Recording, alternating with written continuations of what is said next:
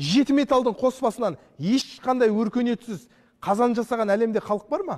Тайқазанды айтып отырмын. Тайқазан жеті металдың қоспасынан жасалған. Алтынның, мыстың, мырыштың, күмістің, темірдің, болаттың деген секілді. Енді алтынның балқу температурасында күмісіңіз күл болып кетеді. Немесе мырыштың балқу температурасында мыс ерігеме, мыстың балқу температурасында мырышыңыз мызғымайды да. Бірақ осылардың әрқайсысын жеке-жеке өзінің балқу температурасында балқыта отырып, соны бір көрікке қыздырып, бір төстікте илеген кім? Және бір балауыз шаммен қайнататын тәсілінде жасаған кім? Кешегі бабаларымыз. Солай емес пе? Біз осы ертегіден жаңылып қалғанымызбен әлі күнге дейін мысалға 20-ға келейік, 30-ға келейік, 40-ға келейік, осындай нәрсені біреуге түсіндіріп айтсаң, ол адам жаңалық ретінде қабылдайды.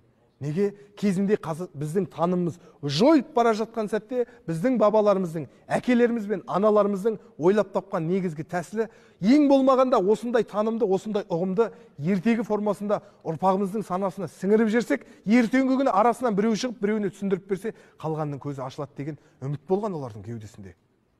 Яғни ғылым өркениет даму үшін алдымен кез келген адам өзінің ана тіліндегі тектік ақпаратты меңгеріп алуымыз керек. Біздің бағанағы айтқан сөз қадірім, өз қадірім дейтін әңгіме содан шығады.